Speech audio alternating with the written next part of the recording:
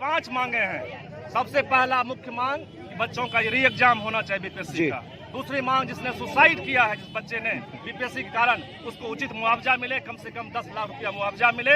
ये जो भ्रष्ट बीपीएससी आयोग है उसको खत्म करे और इस जो हमारा ये जो भ्रष्टाचार का ये तंत्र है बिहार का, उसको भी हम लोग उखाड़ फेंकने का मांग कर रहे हैं। ऑफिसर को नहीं बैठाया जाए और जो हमारे बच्चों पर झूठा केस किया गया है, मुकदमा किया गया है, उसको तुरंत खत्म किया जाए। बॉम्बे फैशन में लग गया है साल का सबसे बड़ा winter sale. Up to 50% off सभी ब्रांड्स के विंटर और रेडीमेड फैशन पर। मोंटे कार्लो ब्लैंकेट पर 40% off. Bombay fashion, Dak bungalow road, Bombay dresses, main road, Begusarai.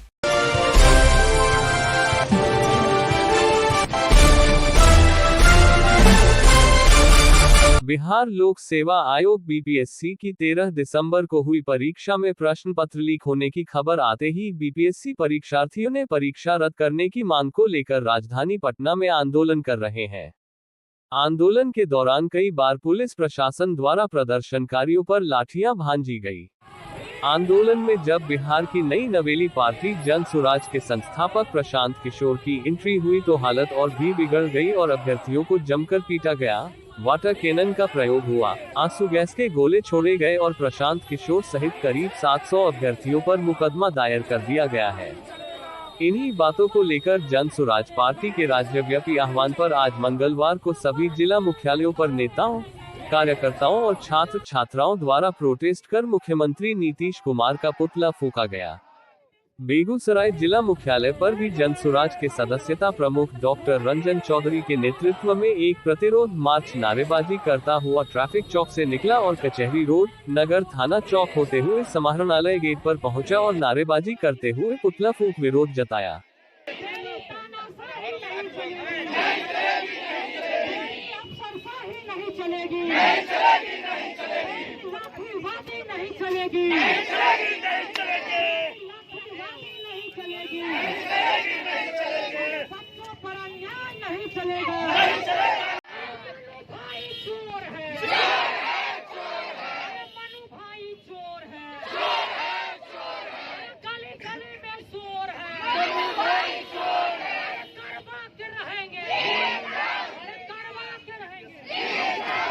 नेतृत्व कर रहे बेगूसराय के प्रसिद्ध हृदय रोग चिकित्सक सह जन सुराज के सदस्यता प्रमुख डॉक्टर रंजन चौधरी ने कहा कि हमारी 5 सूत्री मांगे सरकार से है और उसे पूरा नहीं किया गया तो 2 जनवरी से आंदोलन को और तेज किया जाएगा। डॉक्टर चौधरी ने मांगों के संबंध में बताया कि री एग्जाम कराने, दिवंगत हुए 2 छात्रों के परिजनों को मुआवजा, भ्रष्टाचार में लिप्त आयोग को खत्म करने, झूठा मुकदमा वापस लेने और भ्रष्टाचार पर रोक की मांग पर कोई समझौता नहीं होगा। आप सभी लोगों को पता है कि बीपीएससी में कितना व्याप्त भ्रष्टाचार है, घोटाले की सरकार है। हर साल बीपीएससी में ये भ्रष्टाचार होता है, यहाँ सीटें बेच ली जाती है। जब इस बार हमारे बच्चे मांग कर रहे थे कि री एग्जाम लो, क्योंकि इसमें जो आप खुद से यहाँ सरकार बोली है कि एक एग्जाम वहाँ पर जो बापू सभागार में वहाँ पर भ्रष्टाचार हुआ है, बच्चे की मांग नहीं मान करके उन पर लाठी बरसाया जा रहा है, उन पर पानी बरसाया जा रहा है। हमारे बच्चे सुसाइड कर रहे हैं, जो वर्षों की तपस्या हो रही है, बच्चे पढ़ रहे हैं एग्जाम के लिए, उस एग्जाम में सारी सीटें बेच दी जाती है। इनके खिलाफ हम सभी बच्चों के साथ खड़े हैं, पूरा बिहार खड़े हैं।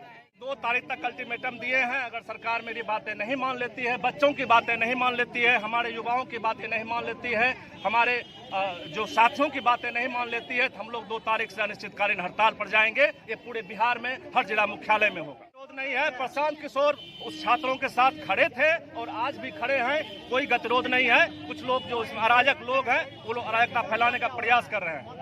मेरी 5 मांगे हैं। सबसे पहला मुख्य मांग बच्चों का री एग्जाम होना चाहिए बीपीएससी का। दूसरी मांग जिसने सुसाइड किया है, जिस बच्चे ने बीपीएससी के कारण, उसको उचित मुआवजा मिले, कम से कम 10 लाख रुपया मुआवजा मिले।